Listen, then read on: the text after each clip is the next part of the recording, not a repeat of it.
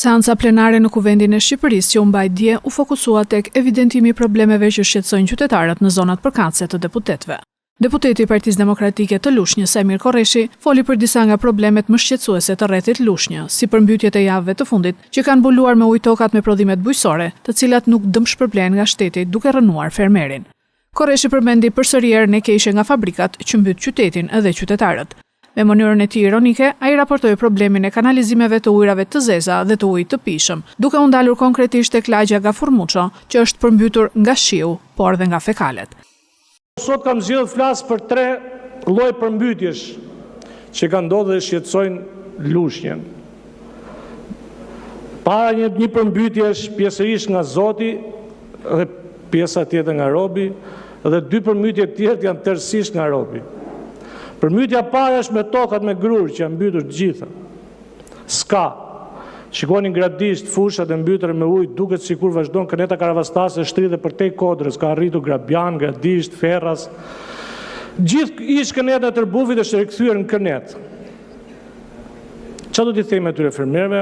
Pyetjes që unë i bëra ministrit bujqësisë sepse kanë rënë tokat me grur, mu përgjigj që janë rritur sipërfaqet e serave. Këto mund ndodhin në Europë, por në Lushnjë dhe në Shqipëri nuk kanë ndodhur. Përmbytja e dytë është ajo aroma që përmbyt gjithë Lushnjën nga mëngjesi deri në darkë dhe nga darka deri në mëngjes 24 orë që nuk ndalon kurrë. Ai tubi që s'ka ngel portal, filmim, shofer nga autostrada që elmon Lushnjën, që unë e kam etiketuar po miku ky i mjedisit, por dhe plevitosur, vazhdon dhe unë se ndryshoj këtë fjalë derisa t'i gjeni zgjidhje, se ajo nuk pushon 24 orë. Ministri më the përgjigje, shiko se ne kemi vënë para 4 vjetësh i gjob njëri që ka pa licencë, ai vazhdon tymi, si gjyryk vaporri. Aq tym dhe ndotje kanë Lushnjë sa na ka marrë malli për autobusin urban të Lushnjës që punon me mazut, që nuk i rrihet dot mbrapa makinës Telmonte, nuk ndjet më ai. Nga ato fabrikat e Lushnjës që e kanë myt gjithë popullsinë sa hapi dot më dritare. Ju ftoj të dileni xhiro me që janë festat e vitit të ri. Kjo është drama e përditshme 24 orëshe që nuk fiket asnjëherë në Lushnjë. Dhe është pak ironi, kam dhe i përmbytje të tretë.